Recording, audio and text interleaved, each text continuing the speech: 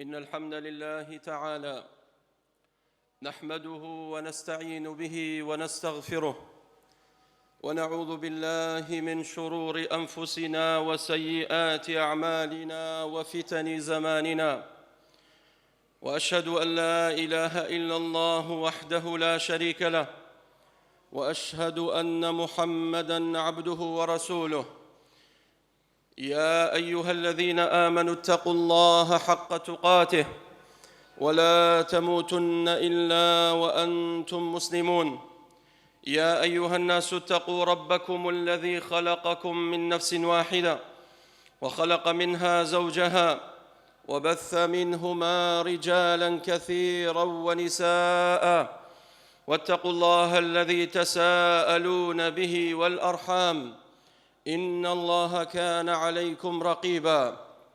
يا أيها الذين آمنوا اتقوا الله وقولوا قولاً سديداً يصلح لكم أعمالكم ويغفر لكم ذنوبكم، ومن يطع الله ورسوله فقد فاز فوزاً عظيماً. أما بعد، فإن أصدق الكلام كلام الله، وخير الهدي هدي محمد صلى الله عليه وسلم، وشر الأمور محدثاتها، وكل محدثة بدعة، وكل بدعة ضلالة، وكل ضلالة في النار. ثم أما بعد، كيف تحصن نفسك وأولادك وبيتك من الشيطان الرجيم؟ چۆن خۆمان بپارێزین و ماڵمان و منداڵمان و ژیانمان لە شەیطان؟ بێگومان شەیطان ئەو زاتەیەکەوە هەر کەسێک هاوڕێتی بکە فەبئس القەرین. شەیطان هەر کەسێ پێی هەڵخەڵەتێت و شوێنی بکەوێت فەقەد خەسیرە خسرانًا مبینە. شەیطان هەر کەسێک بکا بە دۆستی خۆی فإنه يضله ويهديه إلى عذاب السعير. بۆیە پەروەردگار بەڵێنی داوە لنحشرنهم والشياطين. بەڵێن بێ هەر کەسێک شەیطان بکا بە دۆستی خۆی و بە قسەی شەیطان بکات، ئەوە حەشری دەکەین لە ڕۆژی قیامەتە. ثم لنحضرنهم حول جهنم جثيا. مسلمانە بەڕێزەکان، ئێمە دوو جۆر دوژمنمان هەیە. دوژمنێکی ئینسیە کە شەیطانی ئینسانە، مرۆڤە، و دوژمنی دووەم دوژمنی جنۆکەیە کە شەیطانی جنۆکەیە. ئەگەر زانیمان دوژمنەکەمان ئینسان بوو، دەزانین چۆن خۆمانی لێ بپارێزین. ڕەنگە موداڕاتی کەین، ڕەنگە خۆم لە حەقی بێم. ئەگەر خۆم پێم نەکرا بە کەسوکارەکەم، کەسوکارەکەم پێی نەکرا بە عەشیرەتەکەم، عەشیرەتەکەم پێی نەکرا بە حکوومەت. وەسیلە زۆر هەیە بۆ ئەوەی خۆت بپارێزی لە دوژمنی ئینسان. ئینسانێکە کە دوژمنتە ئەیبینیت، بەڵام ئەو دوژمنەی کەوا نایبینیت کە شەیطانە، خۆت دەرەقەتی نایی، لە حەقی نایی. ئەگەر عەشیرەتەکەت ملیۆنێک کەس بێ لە حەقی نایەت. ئەگەر هەموو تۆپ و تەیارە و دەبابە هین تۆ بێت لە حەقی نایەت. ئەی چارەسەر چییە بۆ ئەم دوژمنە؟ چارەسەر ئەوەیە کۆمەڵی ڕێکار هەیە بۆ ئەوەی پارێزراوبی لەو دوژمنە، چونکە ئینەه یەڕاکم من حەیث لا تەڕەونەهم. شەیاطینی جنۆکە ئێوە ئەبینن، وەخوای پەروەردگار فەرموویەتی ئەوان دوژمنی ئێوەن، کە دوژمنی ئێوەن ئێوەش بیکەن بە دوژمنی خۆتان، وریابن لە خشتەتانە بن. ئەی چۆن خۆمانی لێ بپارێزین لەو دوژمنە؟ یەکەم هەنگاو، یەکەم خاڵ، یەکەم ڕێکار ئەوەیە پەنا بگرە خوای پەروەردگار. پەنا بگرە خوای پەروەردگار. وقل رب أعوذ بك من همزات الشياطين وأعوذ بك ربي أن يحضرون. خوای پەروەردگار فێرمانەکە، دەفەرمێ ئەی محەممەد صلی الله عليه وسلم، شەیطان ئەوها ئاسان نییە ئێوە دەرەقەتی بێن. پەنا بگرنە خوای پەروەردگار لە شەڕی شەیطان. وقل رب أعوذ بك من همزات الشياطين. ئێوە لە حەقی نایەن، ئێوە دەرەقەتی نایەن. پەنا بگرنە خوای گەورە ئەو کاتە شەیطان ناتوانێت زەفەرتان پێ ببات لە وەسوەسەکانی شەیطان لە شەڕی شەیطان وأعوذ بك ربي أن يحضرون پەنا بگرە خوای پەروەردگار کە شەیطان تۆ لە هەر شوێنێکا بیتە و ئامادە بێت بۆ چۆ ڕۆیت شەیطان ئامادەیە لەگەڵتا دەی بۆ مزگەوت شەیطان وازت لێ نایەنێت ئەتەوێ بڕۆی بۆ سەر ئاو شەیطان وازت لێ نایەنێت تەنانەت ئەچیتە سەر جێگاکەت بۆ ئەوەی بخەوی ئیسراحەتکەی شەیطان وازت لێ نایەنێت ئەو کاتە خوای پەروەردگارە فەرمێ وەشاریکهم فی الأموال والأولاد ئەچیتە لای خێزانت شەیطان دێ مشارەکەت لەگەڵاکات بۆیە پێغەمبەری خوا صلی الله عليه وسلم فەرمێ کاتێ چوونە لای خێزانتان بڵێن بسم الله چونکە کە مناڵتان بێت ئیتر لا يضره الشەیطان شەیطان قەت ناتوانێت زەفەری پێ ببات کەواتە شەیطان دوژمنێکە بە ئێمە لە ناو ناچێت بەڵکو دەبێت پەنا بگرینە خوای تەعالا لە شەڕی شەیطان یەکێ لە سەحابەکان ڕەزای خوای گەورەی لێبێت لەبان وشترەکەی بوو لەگەڵ پێغەمبەری خوا صلی الله عليه وسلم وشترەکە لەوەدا بوو کەوا بکەوێت ئەوەشی کە لەسەرێتی کە پێغەمبەری خوایە صلی الله عليه وسلم و ئەو سەحابە خۆشەویستە ئەم سەحابە فەرمووی تەعیسە الشەیطان ئەی بەلعنەت چی چۆن کاتێک خۆمان شتێکە بینین یان شتێکمان بەسەر دێکسەڵی لعنەت لە شەیطان پێغەمبەری خوا صلی الله عليه وسلم فەرمووی لا تقل تعیس الشەیطان مەڵێ تعیس الشەیطان مەڵێ بەلعنەت بی شەیطان بە هیلاک چی لە ناو چی وتی ئەی چی بڵێم وتی بڵێ ئەعوذ بالله من الشەیطان پێغەمبەری خوا صلی الله عليه وسلم فەرمووی پەنا بگرە خوای گەورە لە شەڕی شەیطان چونکە کاتێک تۆ ئەڵێی لعنەت لە شەیطان شەیطان ئەڵێ حیسابی بۆم کرد کەواتە من هەم بەڵام کەوتت أعوذ بالله من الشيطان الرجيم فإنه يصغر حتى يكون مثل الذبابة پێغەمبەری خوا صلی الله عليه وسلم فەرمێ کە پەنات گردە خوای تەعالا لە شەڕی شەیطان ئەو کاتە بچووکە بێتە وەکو مێشێک و مێشولەیەشی لێ دێت بۆیە پێغەمبەری خوا صلی الله عليه وسلم فێرمانەکە دەفەرمێ کاتێک ویستان پەنا بگرنە شەیطان بڵێن أعوذ بالله السميع العليم من الشيطان الرجيم من همزه ونفخه ونفثه پەنا بگرە خوای پەروەردگار لە شەڕی شەیطان لە هەمزه واتە خوایە پەنات پێگرم کەوا لەوەی کەوا تووشی سەرع و پەرکەمم نەکات کەواتە ئەوانەی کەوا تووشی سەرع و پەرکەم دێن جنۆکە دەستیان لێوەشێنێت ئەوەیەشێکە لە شەڕی شەیطان پەنا بگرە خوای تەعالا بۆ ئەوەی وات بەسەر نەهات ومن نفخه پەنا بگرە خوای تەعالا کەوەی کەوا خۆت بەزل نەزانیت متەکەبر نەبیت ئەوەشی کەوا خۆی بەزل ئەزانێت ئەوەیەشێکە لە مەداخلی شەیطان شەیطان فووی پێ کردووە ونفثه نفث واتە الشعر ئەو شعرە جاهیلانەی کەوا ئەمڕۆ هەیە ئەو هۆنراوانەی کەوا بەسەر ئافرەتان و عەرەق و بەسەر دەگ و ڕەقس و بەسەر شتی پڕ و پوچ پێغەمبەری خوا صلی الله عليه وسلم فەرمێ پەنا بگرنە خوای گەورە لە شەڕی شەیطان بۆیە ابن الجەوزی ڕەحمەتی خوای گەورەی لێبێت دەفەرمێ مامۆستایەک بانگی تەڵەبەکەی کرد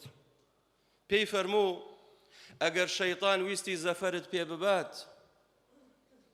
لە خشتت ببا تۆ چیەکەی تەعاملت چۆن مامەڵی لەگەڵاکەی چۆن هەڵسوکەوتی لەگەڵاکەی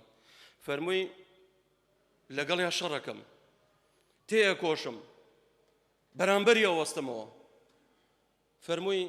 ئێگەر ئەو هەر کۆڵی نەدات چونکە شەیطان کۆڵ نادات بێزار نابێت تۆ کۆڵە دەیت تۆ بێزارە بیت وتی هەمیسان بەرامبەریەوە وەستمەوە وتی ئەگەر هەر بۆ هاتەوە وتی هەر بەرامبەریەوە وەستمەوە وتی ئەوە حەل نییە وتی باشە ئەگەر بە تەک ڕانەمەڕێکا ڕۆشتیت ئەم ڕانەمەڕە شوانێکی هەیە لەو لاشەوە پەرژین بێ لە ڕووی ئێوە سەگێکی دڕ هار بۆت دێت ئەم سەگە دڕە هارەت بۆت دێت چۆن تەعاملی لەگەڵاکەی وتی بەرامبەریەوە وەستمەوە وتی ئەوە حەل نییە دڕە وازت لێ نایەنێت وتی ڕاکەم وتی بەدوات دێت ئەی وتی چارەسەر چییە وتی زۆر ئاسانە بانکە لە خاوەن سەگەکە ئەو شوانە بڵێ کاکە وەڵی بێزارمی کرد لێمی دوورکەوە کەواتە شەیطانش پێغەمبەری خوا صلی الله عليه وسلم فەرمێ إن الشيطان ذئب الإنسان إن الشيطان ذئب الإنسان شەیطان وەکو گورگ وایە بۆ ئینسان چۆن کاتێک مەڕێک تاکە بێتەوە لە ڕانەکەی ئەم گورگە دێت تاوی لێدا ملی ئەشکێنێت و ئەیخوا دەفەرمێ شەیطانش ئاوهایە کاتێ ئینسان تاکەوە بوو لە جەماعەت دوورکەوتەوە لە ناو موسڵمانان ئەو کاتە شەیطان دێ ذئب الئینسان کەواتە داوا لە خاوەن گورگەکە بکە داوا لە خاوەن گورگەکە بکە واتە خوای پەروەردگارەکەوە لە حەقی تێ تۆ دەرەقەتی نایی بۆیە داواکە لە خوای پەروەردگار پشت بە خوای گەورە ببەستە ئەو کاتە لێ دوورەکاتەوە داواکەم لە خوای پەروەردگار بەناوە جوانەکانی صیفاتە بەرزەکانی ڕەحممان لێکە و بەختەوری دنیا و قیامەتمان کە ادعوا الله وأنتم موقنون بالإجابة.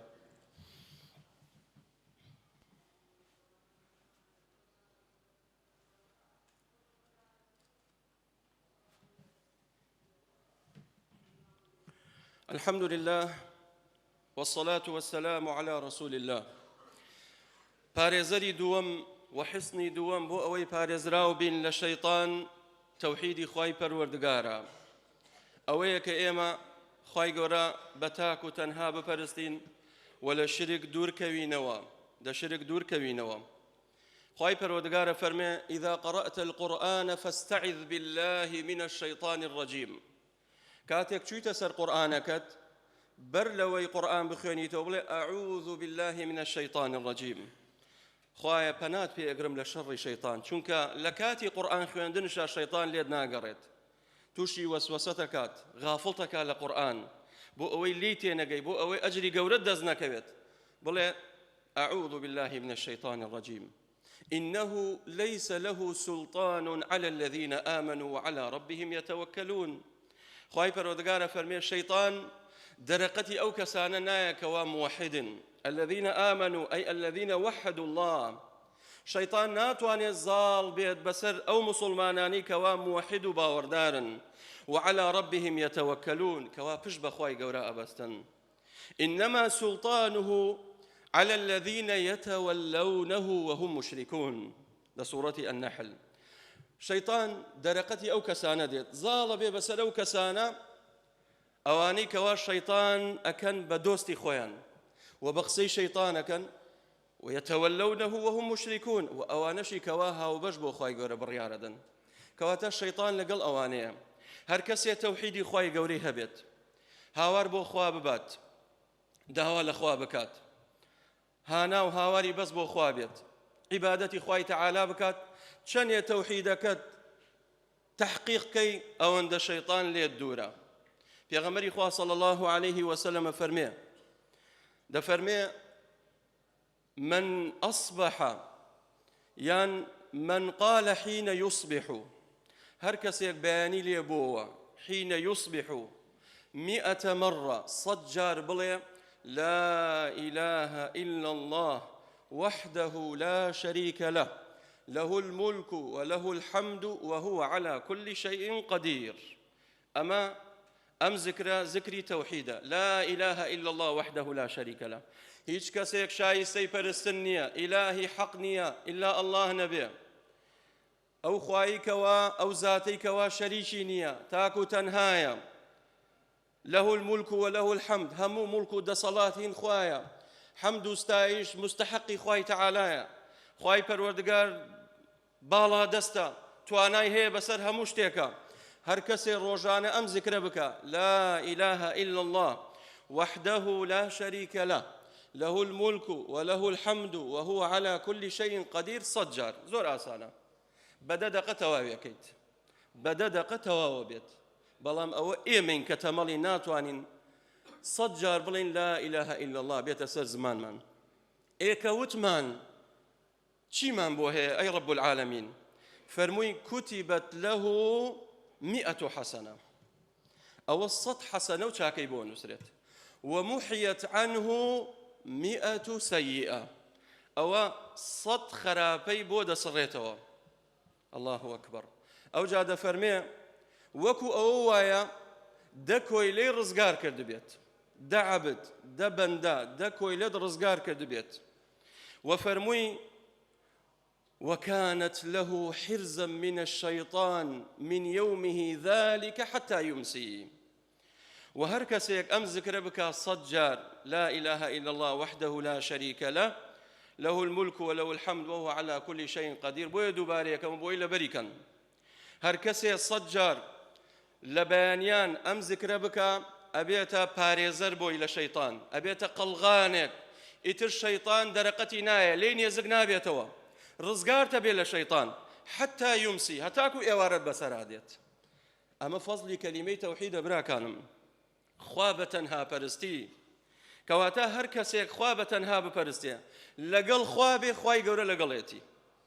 احفظ الله يحفظك خواي قورا بباريزا بو خواي قورا بيويستي بويه كيما بباريزين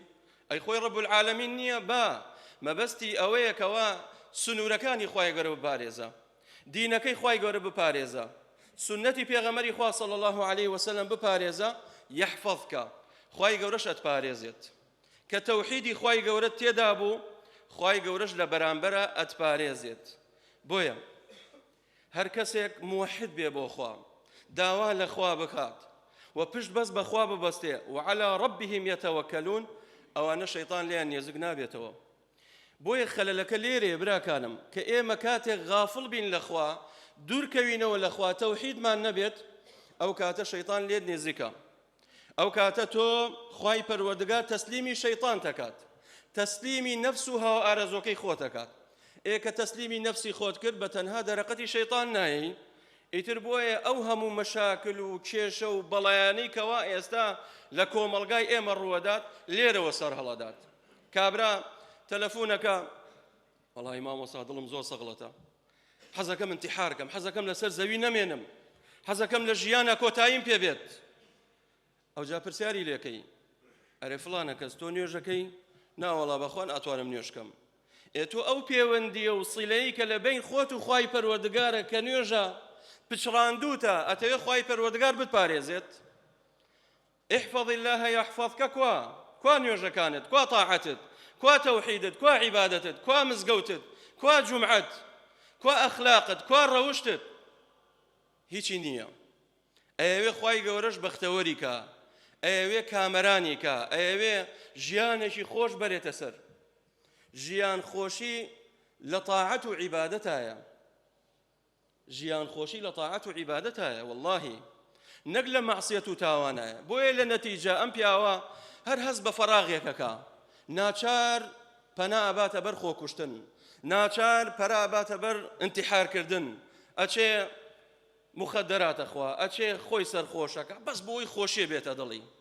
لكاتك لولا أو فراغ دروز بو هو كاركي أوي كوا دوري لخوا غافلي لخواي پروردگار بوي خالي ترزور هلا قرين بو حفتي داتو إن شاء الله دواكم لخواي پروردگار